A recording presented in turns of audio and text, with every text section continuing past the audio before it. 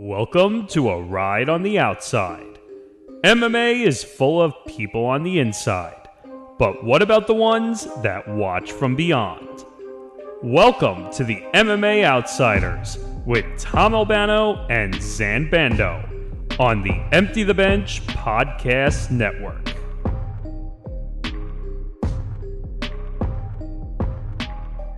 Ghosts, ghouls, goblins, come gather round. It is a hollow, wicked edition of the MMA Outsiders.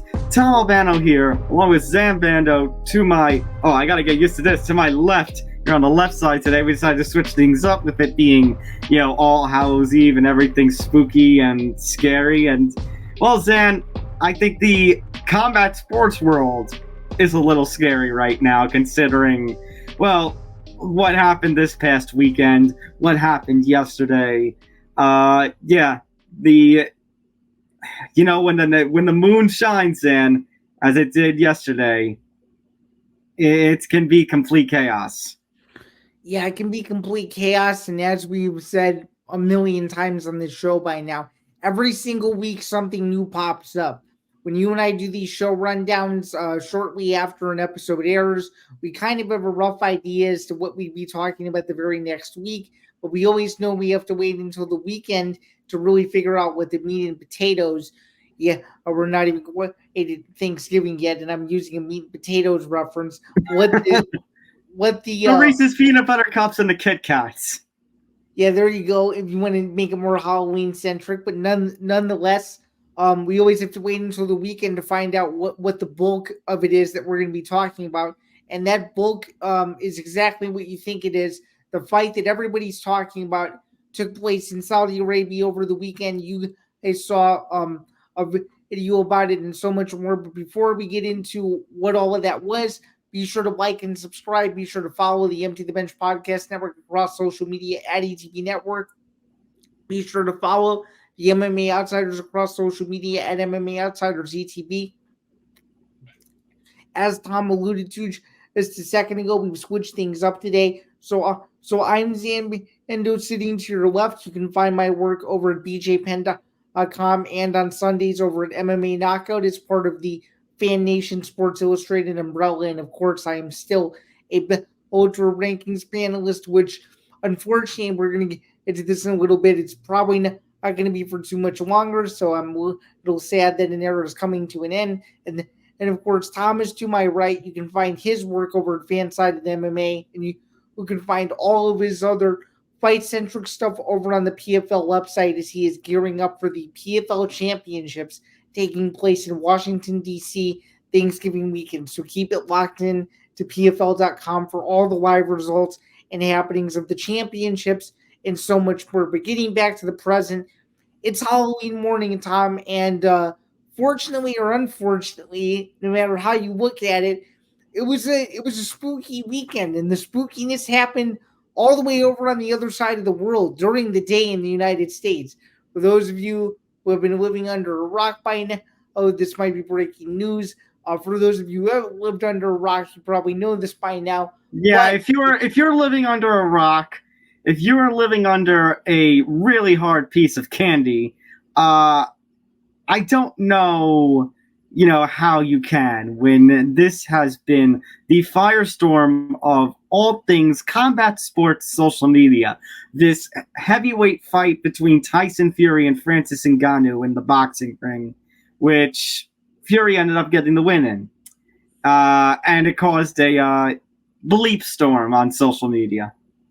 Yeah, Tom, I don't think this was the biggest thing in combat sports that happened this weekend. This might have been the biggest thing that happened in sports this weekend, and that's saying a lot considering that we have the World Series going on concurrently at the moment, too, for those of you who follow Major League Baseball. But nonetheless, over the weekend, it was the spectacle, it was the fight that everyone was curious about. WBC heavyweight champion Tyson Fury took on the former UFC heavyweight champion, who I criticized on his very program that Francis Ngannou had made a mistake by walking away from his UFC heavyweight championship. I am here. I have had, 6 or 7 months to process this. I would to come on this program this morning and publicly apologize to Francis Ngannou if he is watching this, and say that on behalf of myself and on behalf of the MMA community who gave you no chance to win this fight, I am incredibly apologetic, and as a MMA consumer, I think you and I can both agree that anyone and everyone who's an MMA fan that watched this fight, that even cared for a second about this fight, should be very proud of the way Francis Ngannou performed. You want to talk about a guy that, has no boxing experience whatsoever, hadn't fought in over a year and a half. His last fight, closer to 2 years. Yeah, it was around closer to 2 years. Well, wasn't it near the 18-month mark or something like that? January. He hadn't fought since his defense against Cyril Gane in January of 2022. I think that was UFC 270. Yeah, that sounds right. Mm-hmm. But yeah, so that was the last time Francis Ngannou fought, and no one knew how he was going to look against the baddest man on the planet. And I'll say this, for the first time since I started watching Tyson Fury, he's actually human. Francis Ngannou made him look human, and he really did take the fight to Fury in a way that I don't think a lot of people expected. And as you saw, if you ended up seeing the fight, round 3 was where things really turned, and that's when Francis Ngannou got the knockdown heard all around the world, and I think is what really changed the fortunes of that fight. Truly, Tom, this did not feel like one of these wacky crossover kind of fights. This felt like a real fight where you didn't know what was going to happen, and it just felt like the stakes were so huge, even though Francis Ngannou was making his professional boxing debut and did not have any prior boxing experience at any level prior to with this fight. So I just want to say, and the title wasn't on the line, right? And the title wasn't on the line. So overall, I was just really impressed with the way he fought. I thought he gave Fury everything in the kitchen sink. It didn't play out on the scorecards in a way in which he would have liked. And truly, this is one of those fights where I'll always remember where I was for it, and I can always say that I was mesmerized when Fury hit the canvas for the first time, because it's one of those moments where you look back on other sporting events that are upsets in your lifetime or just around sports history, where you couldn't believe what you saw. And I guess a great way to put it would be when Francis knocked Fury to the ground. I think anyone and everyone, whether they're a casual boxing observer, a hardcore boxing fan, or someone who just knew the names of these two fighters, there was no way that you couldn't watch that knockdown and not just be in disbelief of what was taking place. Oh, my jaw dropped, Zam. My jaw dropped. And it's not a matter of, I want everybody to understand this. The reason some people, didn't give Francis Ngannou a shot, were there people in the MMA community who were being real BS-y because of the way he parted ways with the UFC? Yeah, but you forget something. This man was the former heavyweight champion of the world. This man has one of the strongest punches recorded in human history.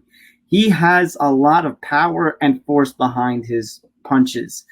The reason, Zan, and my jaw did drop even though I knew all of that. And the reason that is because so few people have done that to Tyson Fury. I think he's only been down 4 or 5 times, I think, or 6 times, 7 broadcasts, and half of those, Zan. 7. Half of 7. What? 7. Okay. But I was going to say half of those, Zan, if I'm not mistaken, were Wilder in the combined 3 fights that they had. Mm-hmm.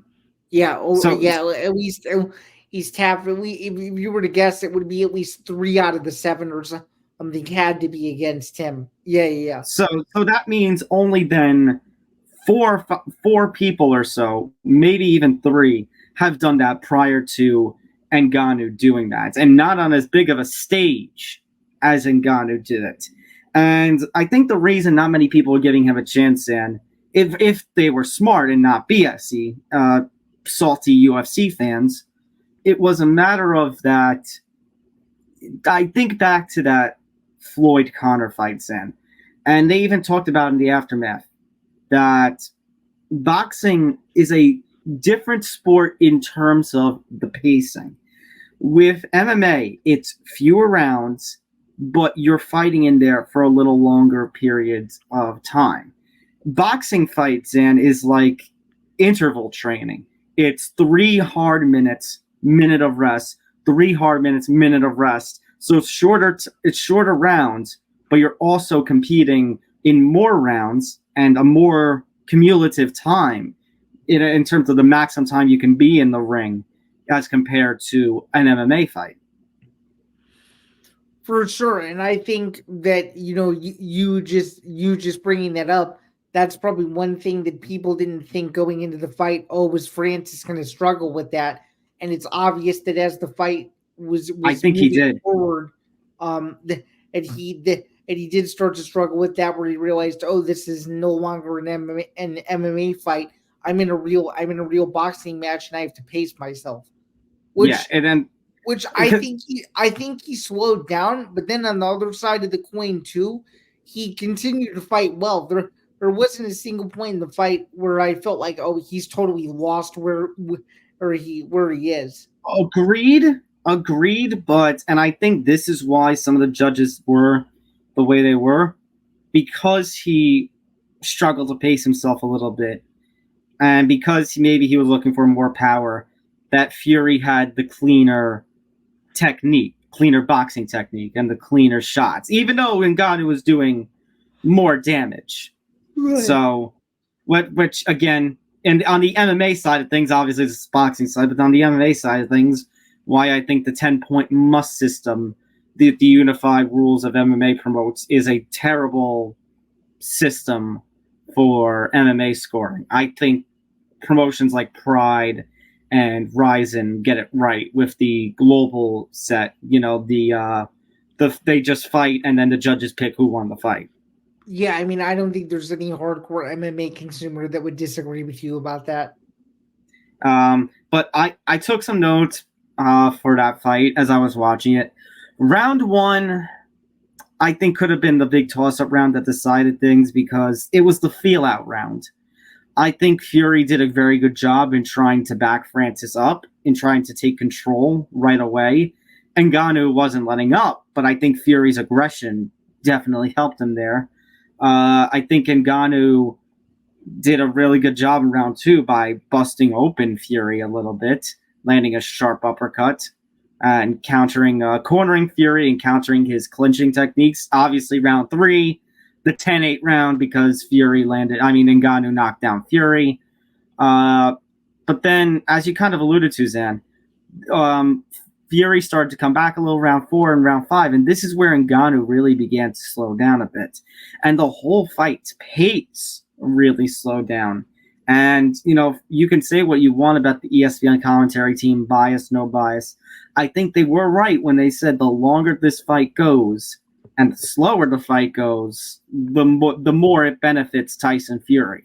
Over the course of of about 4 rounds, after that 3rd round, I think that did, as you kind of alluded to, that did Ngannou in a little bit.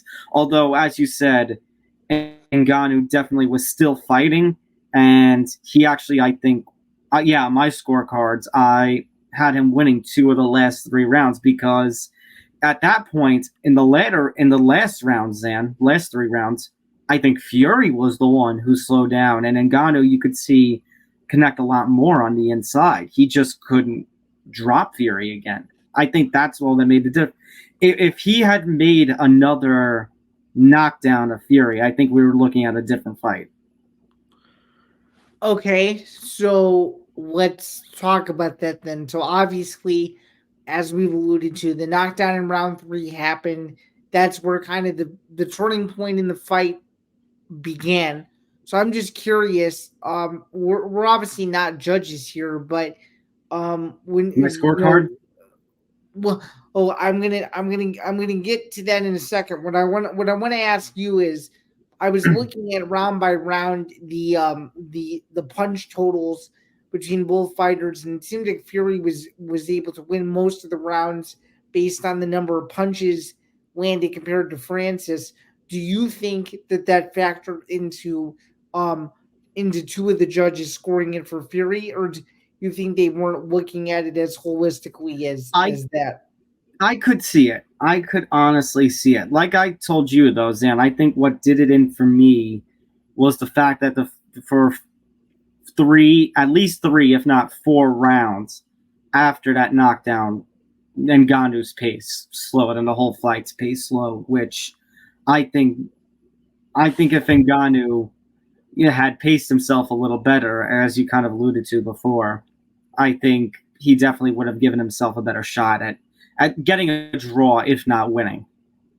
So I don't know about you, but I would say round 5 is when I would say round 5, 6, 7 and 8 is when you started to see Ngannou kind of go uphill and not as free spirited as he was in round 1 through 3. That's at least how I saw it. And then round 10, you could tell that he gave everything he had. He just knew that he was running out of time. But yeah, definitely. All I can say, the craziest thing I can say is to see the betting odds, courtesy of DraftKings, go from Francis Ngannou plus 750 at close. I think it was 750 or 850 at close, all the way to minus 150 going into round 8 is something I never thought I would say on this podcast. It's unbelievable to think how crazy one knockdown swayed the live betting lines entirely, which to me was the most fascinating part of the fight that wasn't covered as extensively as I thought it was going to be. Absolutely, but that's the real teller. That Francis Ngannou went from a major underdog to, when the live bet happened for the last round, he was a favorite. It's unreal what Francis Ngannou has done. Now that being said, Zan, I guess let's talk about the scoring. So, obviously, a lot of backlash for what happened. A lot of the MMA community calling BS. A lot of people crying corruption in boxing again because of how the scorecard played out. I'm about to put myself in the fire. Okay. I had the score 95-94 for Fury. I'll go through round by round right now. I gave ultimately the round 1, which I said with everything came down to. I think Fury's aggression won me over in that, so I gave that to him. I gave Ngannou the second. Ngannou obviously had the 10-8 in the third. I gave 4-7 to Fury. I gave 8 to Ngannou, 9 to Fury, 10 to Ngannou. So I had 95. I had 95-94 for Fury. So what was your scorecard? I mean, I didn't score it as specifically as you did, but watching it as holistically as I did, there's no way you can watch that fight and tell me that unless you had it either way, 95-94 for either fighter, your scorecard is wrong. So, let me just put it as bluntly as I can. There's no way you can tell me that you watch that fight and you tell me that 96-93 was the correct card. That is crazy to me. Yeah. So let me explain. To everyone, I kind of agreed with you, Zan, in the video that you posted in the immediate aftermath. To everyone who has cried out robbery, and Zan, I know that plenty of people did, not only because I was watching social media, but Zan, we actually put up a poll. We put up a poll and we asked, did Tyson Fury deserve to win against Francis Ngannou? Was it a robbery? And this was on X, and I gave 3 options. Yes, Fury deserved the win. No, but not a robbery. Or no, Francis was robbed. 69%. And I'm not saying that's for meme or to be funny. 69% said Francis was robbed. 17% said no, but not a robbery, and 14% said yes, Fury deserved the win. I want to address those 69% right now. I want you to go into the vault, and I want you to look up, Zain, a fight that we mentioned last week because we were talking about the light heavyweight division of the UFC. Lyoto Machida versus Mauricio Shogun Rua won because that was a robbery. I want you to watch George St. Pierre versus Johnny Hendricks. That was a robbery. What this Fury and Ngannou fight was not a robbery. Like you said, I could have, if you told me I had a 95-94 Ngannou, guess what? I'm not going to argue with you because, like I said, that first round, maybe one of the last rounds, could have gone either way. So you know what? I scored it for Fury. But okay. But I'll admit, if they had given the fight to Ngannou 95-94, I would have said, okay, that makes that's a fine scorecard. Mm-hmm. And Zain, like I kind of alluded to, since I had it 95-94, because you considered a 10-8. If Ngannou had dropped him one more time, the fight would have been a draw on my scorecard. Right, either it's a draw or depending on how you score one of the early rounds, Ngannou wins the fight. Right. Outright. So it is not a robbery in that regard. Now, here's what I will say. I think all three judges did get it wrong. Because first of all, as you kind of alluded to, Zain, the 96-93, where did Fury win 7 rounds? When did Fury win most of the rounds? Because obviously a 6-4, he would have won most rounds, but that overwhelming? No, absolutely not. No, I mean the rounds where he was the most overwhelming were probably 5 through 8, roughly. Probably, and I'm trying to bring up now on, I think it's MMA Fighting, the official scorecards. Okay, so it's from Michael Benson on Twitter. They hyperlinked to that. So give me a second to get that up. By the way, I disagree with you. I'm going to counter you and disagree with you and say that I don't think Machida versus Shogun won is robbery. I actually scored the fight 3-2 for Machida. I thought they got it right because I'm going to tell you why. Even though this fight's super old and we probably shouldn't be talking about it, Tom, leg kicks do not win you a championship fight. That's all I can say. Okay, but then I'll throw in some other examples. How about, we talk about the undisputed heavyweight championship. We'll talk about that in a little bit. Lewis versus Holyfield 1 being declared a draw. That was a little bit of a head scratcher. Pernell Whitaker was in a couple of head scratchers. Roy Jones Jr. Was it the 88 games? I think the 88 Olympics. That was a robbery and a half. The one I was going to mention was Mayweather versus Maidana 1. I scored it. That was a robbery. Yes, I scored it for Marcus Maidana, and that's a robbery. And then I think going back to May, I scored it for Lomachenko over Haney. All right. So, anyways, here's the scorecard, by the way, Zain. So, the judge who scored 96-93 for Fury, Mr. I think it was Payao, he awarded for Ngannou, he awarded the 10-8 in round 3, he awarded round 2, and he awarded round 8. How did he score round 10 for Fury? I have no idea, because Ngannou emptied the tank and I think was landing some pretty solid shots. So, I mean, maybe that's a toss-up round, but I could have sworn Ngannou really had the 10th. I thought so too.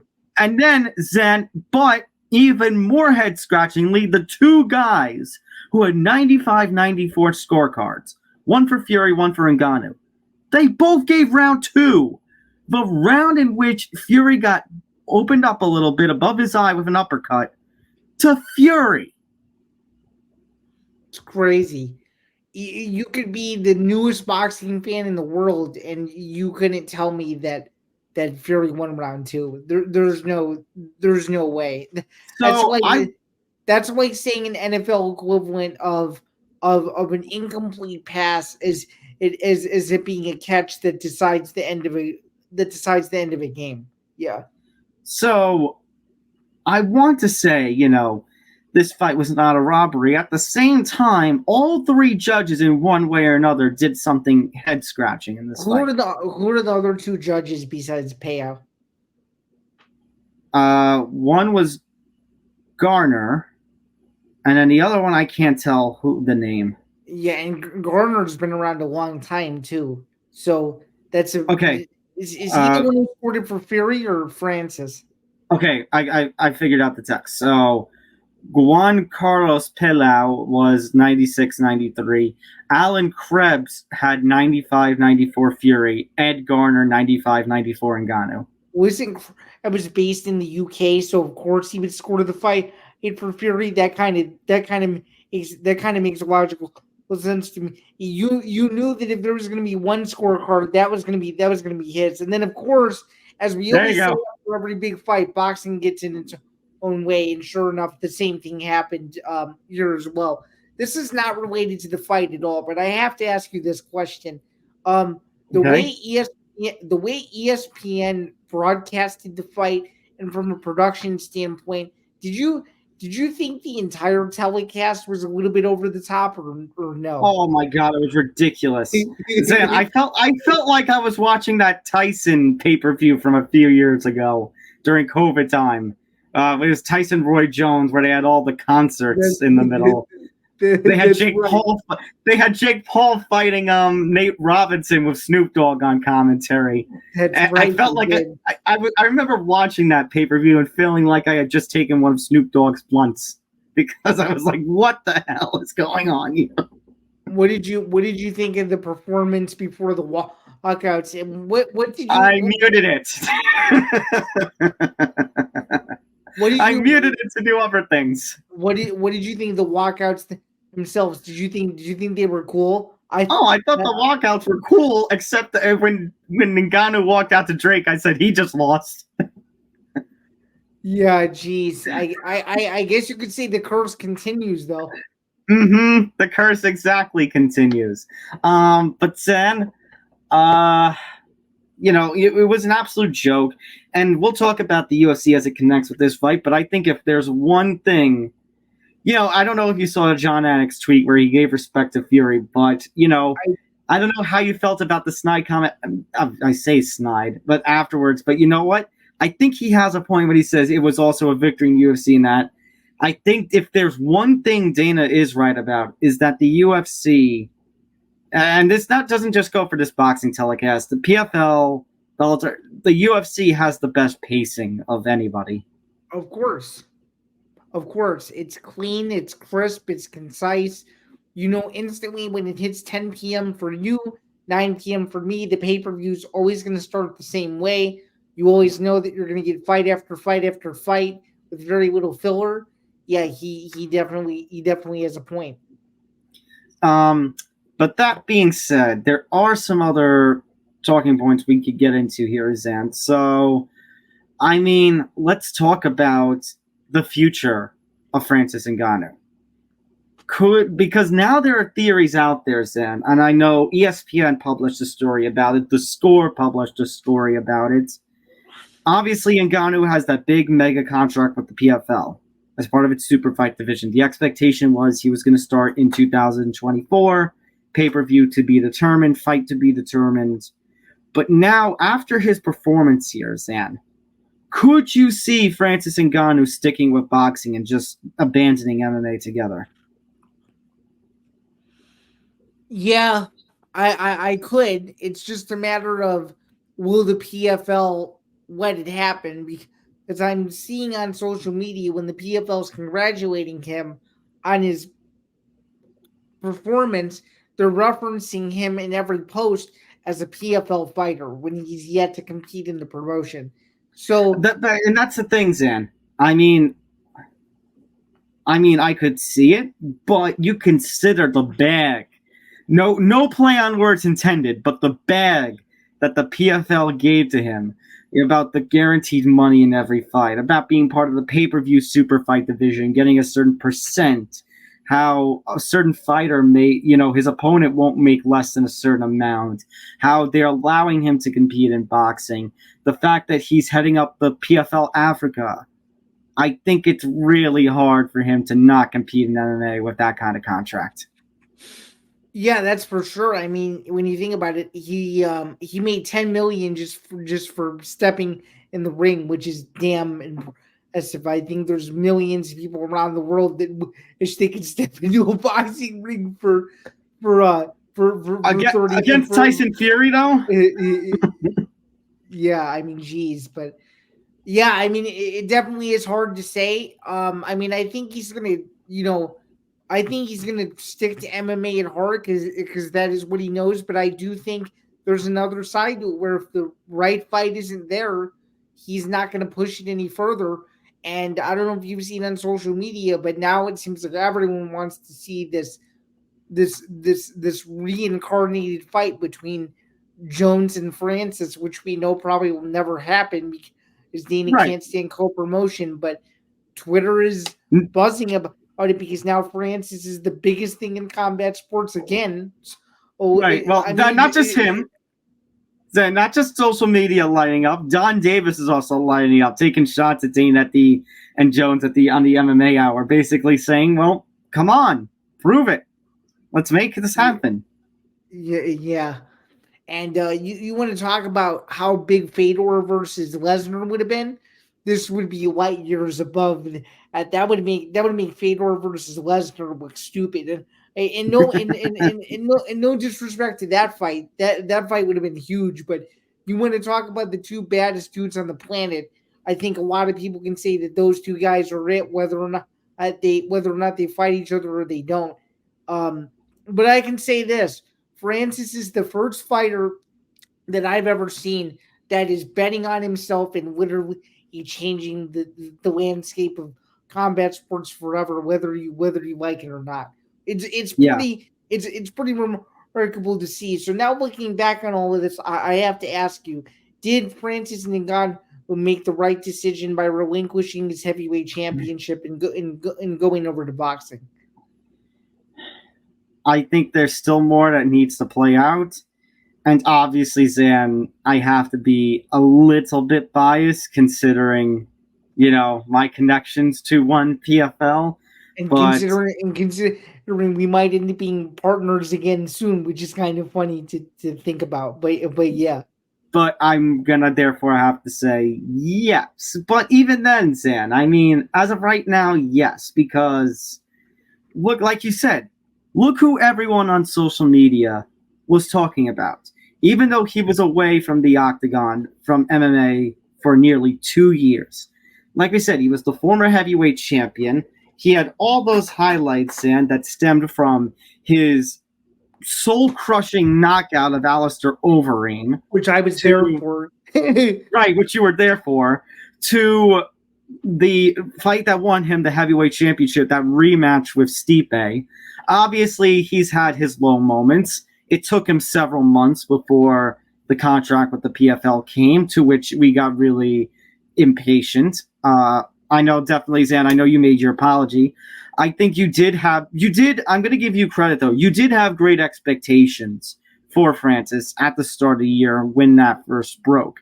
It was just a matter of that it took 4 months or so before Francis finally got that contract with the PFL. But you consider again, all those terms that Francis got from the PFL, combined with that he got this showdown with Tyson Fury, let alone the fact, Zain, this will be the next part we can talk about, Mauricio Suleiman and the WBC are coming out and saying that there's a chance next month when the WBC updates their rankings, they could put Francis Ngannou in the top 10 to guarantee that if a rematch with Fury happens, it's going to be for a heavyweight championship. You got to consider the potential that's there. It's even more than we thought when we were sitting here in January talking about how he left the UFC and relinquished the title. Yeah, that's for sure. So I guess to follow up on that point, do you think the WBC is potentially caving in because they realize how much money is at stake, or do you think that they're caving in because they know that they can build Francis into being the biggest star that the WBC has ever seen? Zen, it's boxing. What do you think? Of course it's about money. Of course it's about money. Now, that being said, I mean, when you're the former UFC heavyweight champion, put on a performance like that against Tyson Fury, who, like I said, few men have knocked down before, I think this is one of those, the purists might fight me, and even the purists in me might begrudgingly say this. I say purists being, I mean, come on. This isn't like we're talking about Jake Paul being ranked by the WBC, which almost did happen too, by the way. I don't see how there could be too many arguments against it. It's true. I'm gonna have a little fun with you for a second. Tom, how many seconds would you last with Francis Ngannou if you were asked to fight him in the boxing ring? I would try my best. I would try to get to a minute, but I don't know. I might just I might pull a Floyd and just dance around the ring. Well, even maybe me helping you in your corner might not even be enough. Zan, I'm sure there are some people who would do like what was his name? FA's opponent, where he just walks out of the ring and up the entrance ramp. That could very well be a possibility too. Oh, I wanted to ask you also as a follow up to this. If you're another fighter in the WBC that's worked his way up for several years, I'm probably pissed. There's no doubt. I'm probably pissed hearing that. But again, I think I'd rather lose my spot to a former UFC champion, a proven combat sports competitor in Francis Ngannou than, the fact, like I said, a few months ago, they were teasing the possibility of Jake Paul being ranked in the WBC rankings. Right, which you and I both opposed wholeheartedly that it shouldn't occur. Yes. So, Zan, speaking of making the right move, so Francis fumbled the bag, right? I'm going to admit it and say no, he didn't. Because as I said on my Instagram story the day after, I can officially eat shit now. So I am wrong. I am the same Bando that was livid at Jon Jones versus Francis Ngannou wasn't taking place. And all right, you know what? Let's that was going to be my question, and I'll read it word for word. I have on our rundown sheet. Is UFC a big loser now / regretting parting with Francis after his performance? And you know what? We're going to connect our news story segments to this. This broke during last week. We didn't get a chance to do any sort of stream or anything about it. Jon Jones is out. UFC 295 takes a major blow. Jon Jones tears his pec during a training session. Zan, Dana had the footage from the gym during the fight announcement the breaking news fight announcement he made, where you see him throw punches and you could see him go down in pain, holding his arm and chest. You could basically see the moment where Jones's pec tears clean off the bone. Yeah, and here's a message to all the people that think it's fake. My recommendation would be to stay off the internet because that looks like a real gruesome and very painful injury. First off, this news woke me up. How about you? No, I was actually dead asleep and I woke up the next morning. I'm like, crap. Was I the one? Was I the one that told you about it? No, because I forget what I was doing. I was probably doing some sort of school assignments or something, and I woke up after passing out doing it, and then I woke up and I see on my phone, Jon Jones out. I go up, towards the shower, and then I had to do it like wait a minute, like you go into the shower, you're not fully awake, and wait a minute, what? Yeah. So Jon Jones, Stipe is not going to be remaining on the card. They are going to move Jiri Prochazka versus Alex Pereira for the vacant light heavyweight title now up to the main event. Yes, this is going to be one of those rare circumstances where the lower weight class is going to be the main event. The reason I say that is because they are going to now bring Sergey Pavlovich and Tom Aspinall in on 2 weeks' notice to fight in an interim heavyweight title fight. And here's the crazy part, Sam. The UFC still wants to book Jones or Miocic, and they are willing to wait to 2024, potentially International Fight Week 2024, to make it happen. So, Zan, there is a chance for the next year we could be carrying around with 2 UFC heavyweight champions. Yeah, this interim title situation seems like the ESPN Plus decision because you and I both know they always want title fights at the top of the card. So I think Go ahead. Okay, but Zan, we're talking about the light heavyweight we're talking about the heavyweight title, but we're also talking about the light heavyweight title on this card, Zan. The last 2 light heavyweight champions, we talked about how cursed that belt is. They suffered injuries, Yuri being one of them, and they vacated the title. There are some calls that with Jones being out for as long as he might be, that he should basically vacate the championship. I don't think so, because isn't the rule that it's supposed to be a year that you're out and then you have to vacate it? If he's only going to be out 8 months, he shouldn't relinquish the belt. I mean, this isn't going to be a full year for Yuri. The first light heavyweight title fight, the vacant one, was December. So I think there were fears about a 1 year. So maybe in that regard. But still, Zan, I think it's kind of ridiculous that that there's a chance we could go 1 year with 2 heavyweight champions. I know there was a period of time where the UFC did have 2 heavyweight champions following Randy Couture trying to get out of his contract. I think that was to fight. You mentioned him before, Fedor Emelianenko. Yeah. But I think that's a different circumstance because that's a contract legal situation. This is an injury. Right. So am I or am I not a genius? Because I accurately predicted that Sergey Pavlovich would fight Tom Aspinall for a world championship. I just didn't know that it was going to be this early. Yeah, I don't think we really expected something like this. But yeah, Zan, when Francis news aside, this is a damn blow. So now, we were talking about what happens if Conor doesn't fight in 2023. Well, now neither Conor McGregor or Jon Jones are going to fight in 2023. For as much, Zan, as a high of a summer that the UFC had, this is a bad roller coaster decline.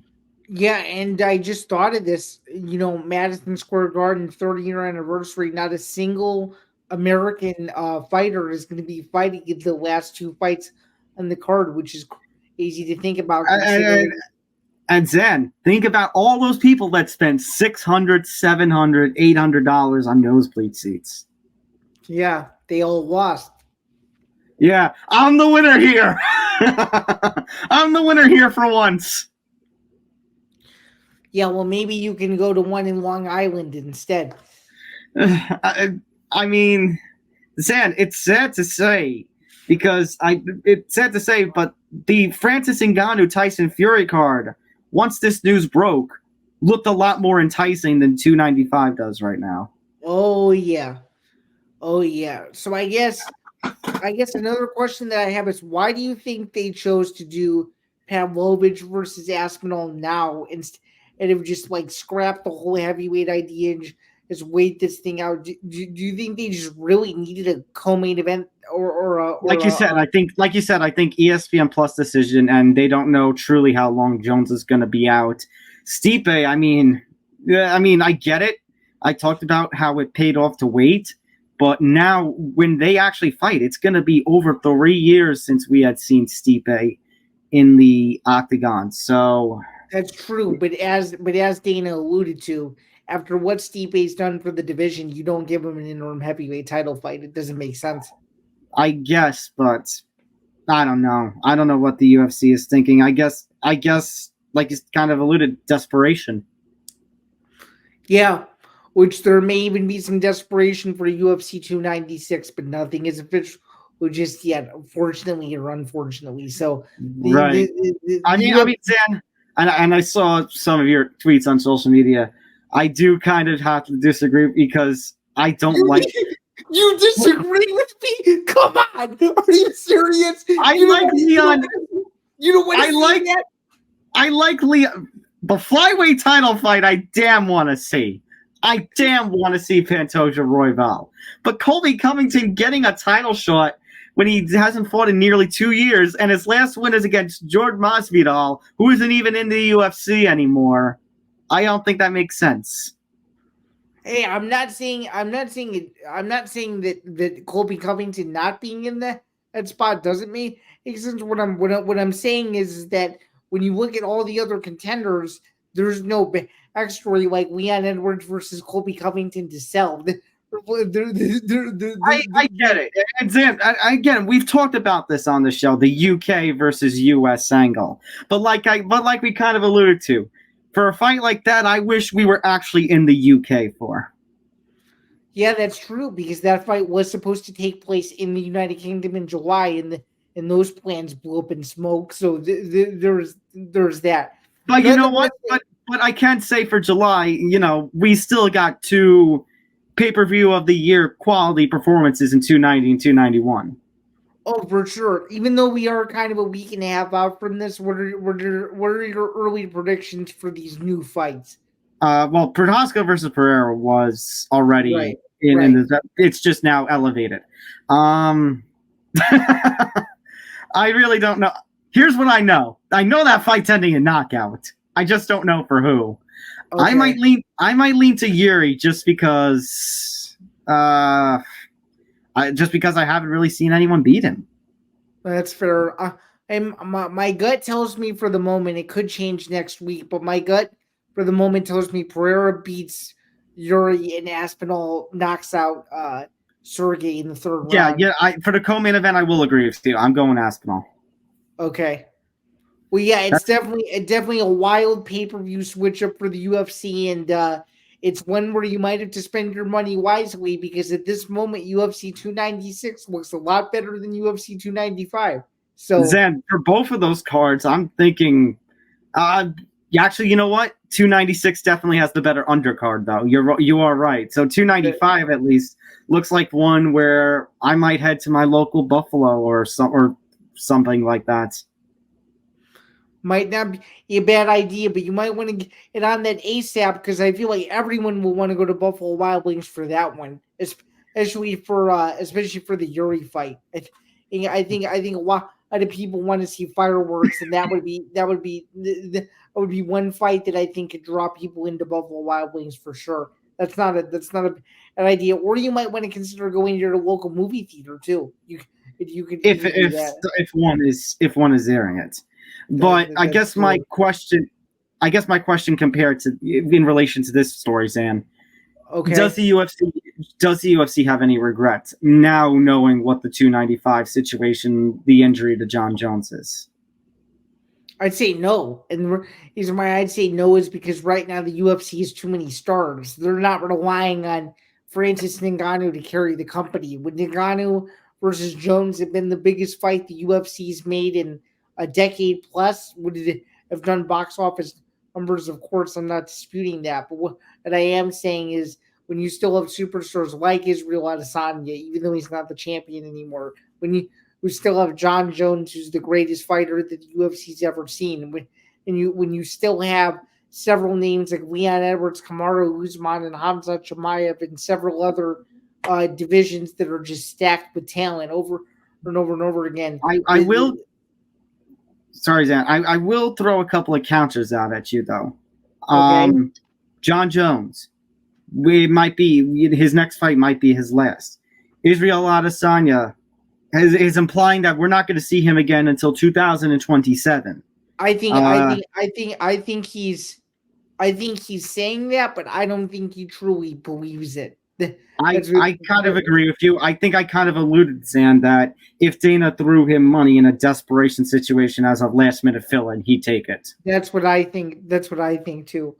Kamaru, coming off of 3 straight losses, his star's a little rocked. Pavlovich and Aspinall, the UFC's got to build those guys. I don't think they're stars. I think Tom Aspinall is a bigger star than Sergey. Internationally, in my opinion. For the UK, yes, but I think Aspinall still has more to build. They still have some work to do. But to counter you again, the UFC wasn't relying on one fight to be their entire. Fair enough. That we know the UFC machine. I know where you go. We know the UFC machine. Just keep us on rolling. It doesn't matter.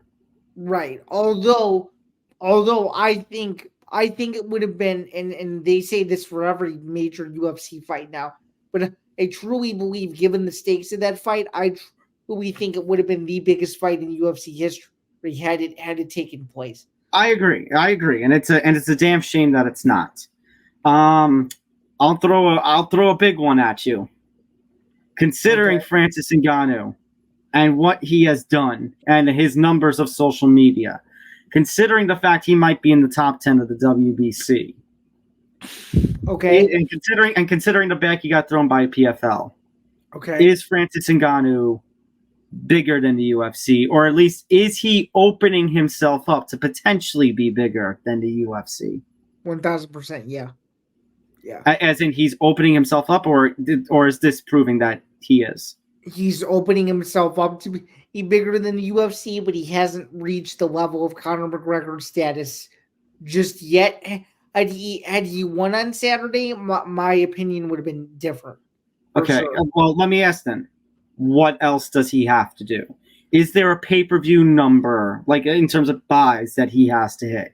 Does he have to win a boxing heavyweight championship? Does he have to win some PFL title? What in your mind is going to make you say Francis is bigger than the UFC? And that, as you kind of alluded to in that one piece of yours that you showed me from your grad school days, that Francis Ngannou clears a path for people to say you don't need the UFC to be successful in combat sports. It's a very good question. I'm going to say if he fights Anthony Joshua, which is what Eddie Hearn wants to see down the line, and he knocks out Anthony Joshua, that would be what shows me that he's made it to that level of superstardom. All right. So now let's talk about Zain, because I know we spent a lot of time on this whole episode on this, but let's talk about one more aspect to this. Sure, okay. And for this, Zain, I bring up potentially this, our favorite thing, yet again. Because of the performance of Fury and Ngannou. Tyson Fury, in his post-fight interview, Oleksandr Usyk was there. They got in the ring, and Frank Warren and Tyson Fury were a little sheepish about, they were saying all night on commentary, if Tyson Fury won, which he did, Fury Usyk would be official for December 23rd. However, in the days since, and even in that post-fight interview, Fury and Warren are kind of implying now it won't happen until January, February. But Oleksandr Usyk says the undisputed heavyweight title fight must take place December 23rd. Well, this is Tyson Fury being a brilliant businessman. One thing that you failed to mention to me in the lead up to this topic is, do you remember the plethora of videos going around social media earlier this summer and earlier this spring of Tyson Fury literally calling Oleksandr Usyk out and saying, you better be either December 23rd.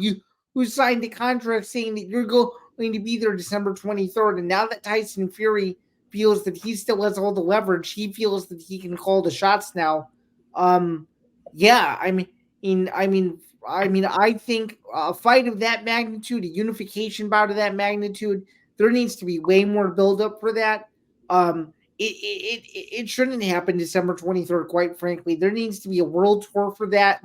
There needs to be a whole thing promote that fight. That needs to be a 3 to 4 month buildup before that fight can actually take place. Because to me, it's disrespectful to Oleksandr Usyk. It's disrespectful to Tyson Fury, who just fought 10 hard rounds against the former UFC heavyweight champion, and it's also disrespectful to the boxing community, who maybe gets 1 to 2 huge fights every couple of years, and that's it. Okay, I understand that, but then Tyson Fury, knowing he's fighting Francis Ngannou in October, why is it that 1 month before that fight he agrees to fight Usyk on December 23rd? Then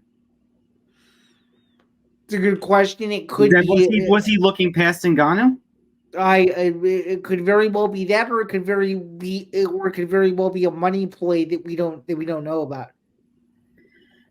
But once again, boxing seems to get in its own way, and I mean, I will say a little selfishly, and I did back then too, Zan, when we were first talking about it. I hope it's not December 23rd. I mean, it sounds fun. Christmas weekend, could just relax and watch some fights. But I don't know if I want to do any work Christmas weekend after all the work I've been putting in this fall schooling semester in more than one way. Yeah, and quite frankly, I don't feel like I want to do much work either that weekend, so I hope it doesn't happen December 23rd either. But I agree, and I agree with you and I agree with you. An undisputed heavyweight title fight. The first time, Zan, in the 4 alphabet organization era, that we're going to see all 4 heavyweight titles unified. That fight, that deserves all the hype. Yeah, it needs to be all the hype. It needs to be all the buildup. It needs to be, a 4-leg press tour where, one press conference is in Ukraine, one press conference is in the United Kingdom, one press conference is in Saudi Arabia, and press conferences in New York City. It needs to be the whole. It needs to be the whole pomp and circumstance. It needs to be treated like boxing Super Bowl. That's what it needs to be treated as. Point blank. Now, that being said, Zan, I kind of made allusion to this in the weeks, leading up to this fight with Ngannou. Because we talked about earlier this month how the IBF made the ruling that whoever won that fight would have to fight Hrgovic. Can Usyk, you talk about Fury having leverage, can Usyk, seeing Fury try to back away from it, say, okay, if you don't want to do this, I'll go fight my mandatory. I'll go fight Hrgovic. But the question is Hrgovic ready and actively in training to take the fight? That is true too, but Zan, I'll counter again. If Fury tries to delay this fight, could the IBF say, no, and now we're going to mandate this now? No. I mean, if they can make Tyson, if the WBC can make Tyson Fury versus Francis Ngannou, the IBF to me has no business telling Tyson Fury, the baddest man on the planet, what to do. They can't do that. Of course, this is coming from the guy who watches boxing do whatever boxing chooses to do. So they probably will do something along those lines. But what I can say is they shouldn't do that. Fair enough. All right, we spent a lot of time on that, Zan. There is another big story that's developing that we have yet to talk about, however. Zan, after months of waiting, we thought we were going to get this news in August. It is the end of October. Maybe even if you're watching us late, maybe even start of November. And Al Zolino's latest update, as of this past Monday, I think he put this out Monday afternoon here on the East Coast of America. The PFL purchase of Bellator is official. The PFL will take over Bellator beginning in 2024. Bellator 301 in Chicago, which you will be attending, Zan, later on in about 3 weeks' time, will be the final Bellator under the Viacom banner in the Scott Coker Viacom era. Bellator will not have a December card. Bellator 301 will be it, and then beginning in January or February, whenever that first Bellator of 2024 goes, that will be the first Bellator under the PFL banner. Yeah, I mean, this is one of those things where it just felt like it was inevitable that it was going to happen one way or another. It was just a matter of when. So it's nice to know that it's well. We still do not have an official press release from either promotion, but Al Salino has reported on it. Your buddy Cole Sheldon at bjpen.com has reported on it, so we are going to run with it. Yeah, so there's that, and then of course you have to give credit to Todd Atkins too, who has done fine reporting on this story.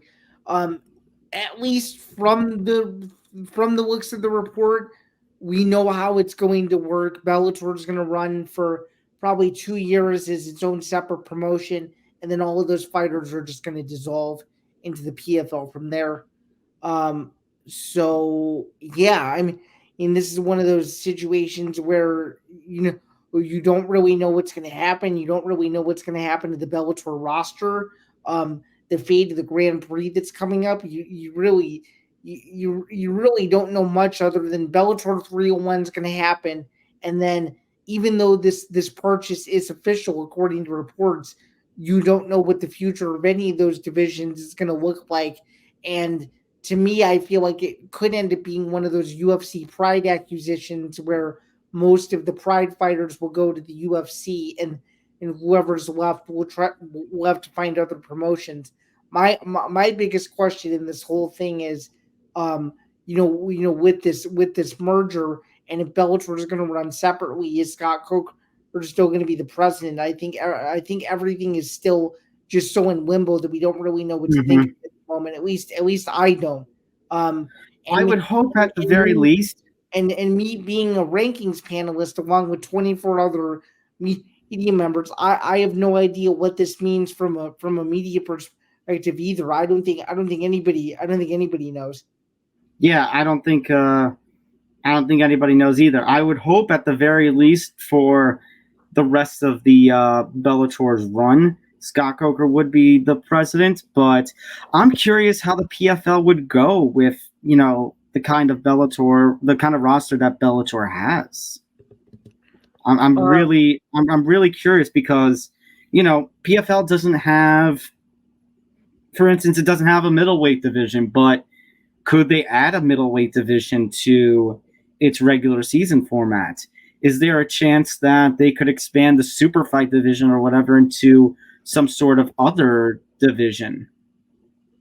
Yeah, I mean, all of those things are good questions, and I don't think a lot of it's going to come out until the sale is official. And then that's also not including something we forgot to put on a little rundown here because of all the madness of the last few days. The PFL has already expanded one of its divisions in that the PFL women are going to be their own promotion. Yeah, that to me is just bizarre. And you and I both know that there are various things that we like about the PFL, but this to me just seems very backwards, and I don't understand how. As I told you off the air and over text, this isn't Invicta FC. But what are we what are we doing here?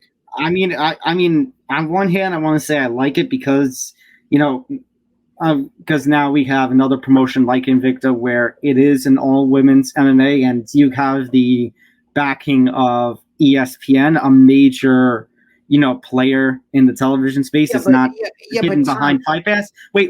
But on the other hand, I don't see.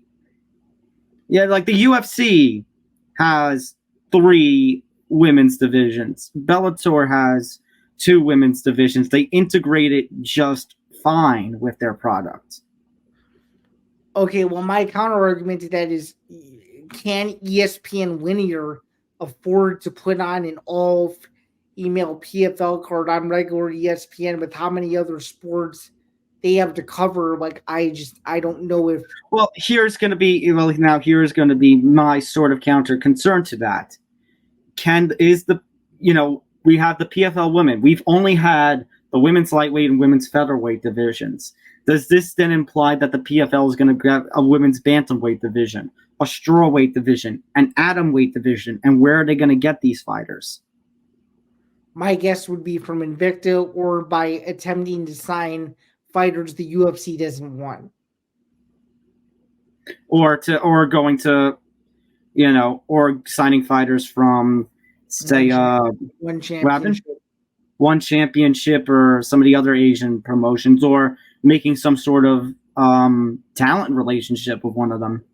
Mm-hmm. Which I don't think. Actually, now that I think of it, I don't think the PFL and one championship would collaborate. Oh no, I'm not talking about them. I'm talking about something like, I know Ryzen has the relationship with Bellator, but what about, isn't Deep still around? Deep Jules? Yeah, that sounds right. So there are other promotions out there, maybe more regional style promotions.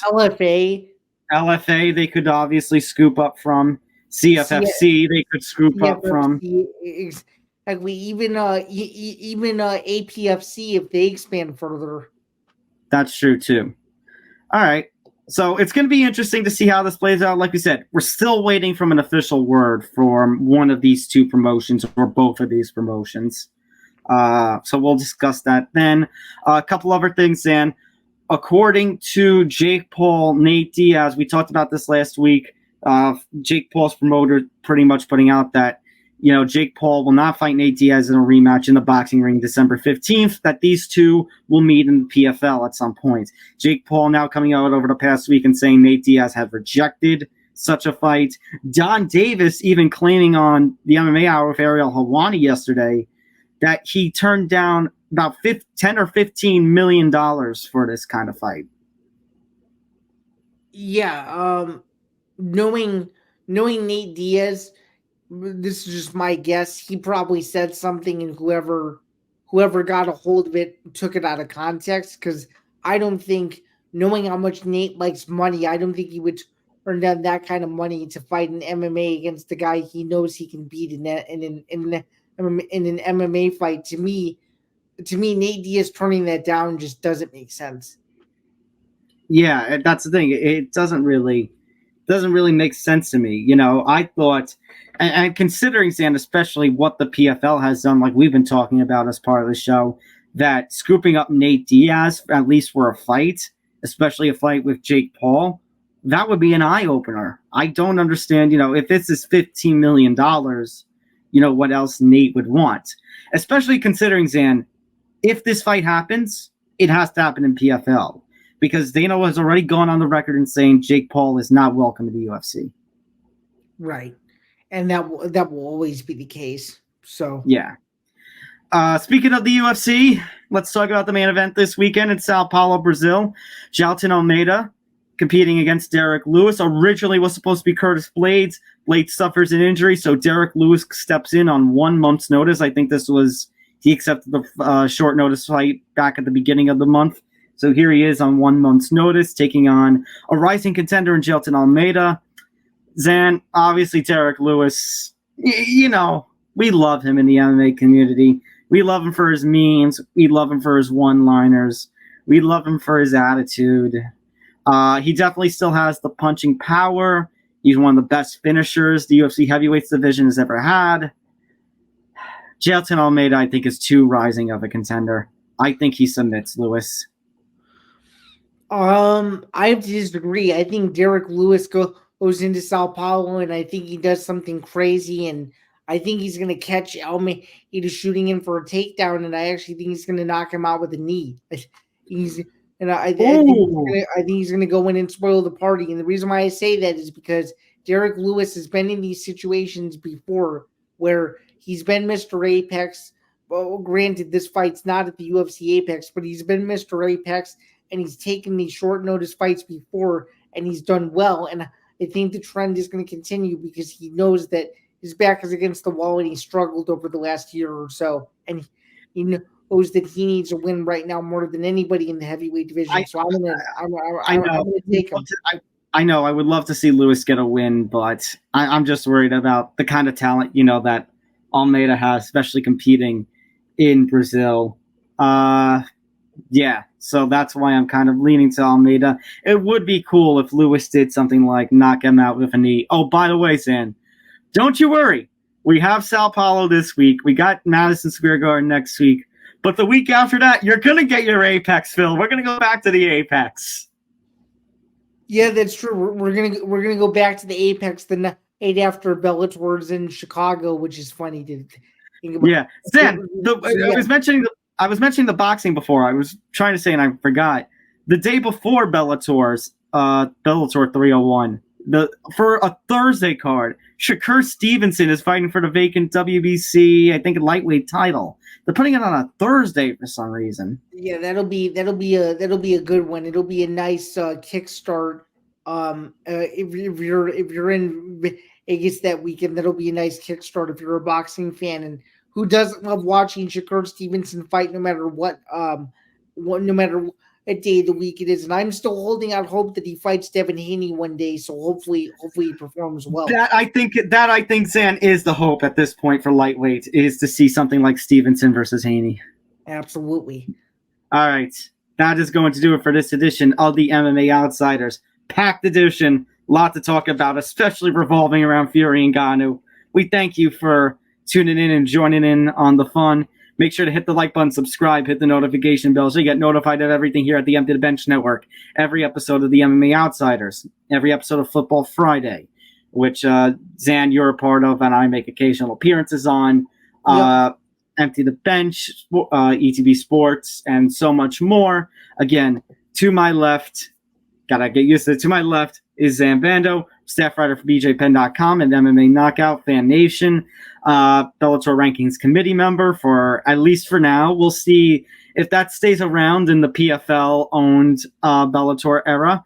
And you can follow him on social media at Zambando99. I am Tom Albano. You can find my work over at Fansided MMA and as a contributor to the PFL website for their live events. PFL Championships coming up at the end of the month on Black Friday. I cannot wait for that. And you can follow me on social media at Thomas J. Albano. Make sure to take MMA Outsiders on the road with you. If you don't want to see Zen and I's ugly faces, you can listen to us on Acast and other audio-only platforms. If you are listening on those audio-only platforms, make sure to come to our base home of YouTube and hit that subscribe button. We're approaching 600 subscribers here on the Empty the Bench Network. And don't forget to go to etbpodcast.com for more information about the Empty the Bench Network, as well as blogs from some of our contributors, including ETB hosts. San, next week, it's time to preview the Garden card. It's definitely suffered a big blow, but it is a UFC pay-per-view. Yeah, it is a UFC pay-per-view for sure. And it also means that we'll reach another milestone of 60 episodes, so pre-congratulations to us and a pat on the back. And that also means we will only be 5 UFC pay-per-views away from the coveted big one, UFC 300, which is tentatively supposed to take place in April 2024 in Las Vegas. So we'll have a lot more exciting and tentatively scheduled main event of Conor McGregor, Michael Chandler. We can only hope and pray to the MMA gods at this point that happens, because as you alluded to, if it doesn't happen in April, it probably will never happen. So with that has been the MMA Outsiders. He's Tom, I'm Zan, and we will see you right back here next week in a brand new month. It will be November the next time we meet. So for both of us, enjoy your Halloween, enjoy the fights this weekend, read Piper, and brace yourselves, because November and December is going to be busy, whether you like it or not. Absolutely. And if any of you are being Joe Piper for Halloween, please tweet us out that photo so that way we can post it across social media. We want to see some of your UFC, MMA, boxing related Halloween costumes. Absolutely. Yeah, if you are Joe Piper, I'm very curious to see what your costume is going to look like, because I think you could do multiple different variations and it would still count. So. True. All right. For Sam and Tom, see you next week. Take care, everyone. Take care.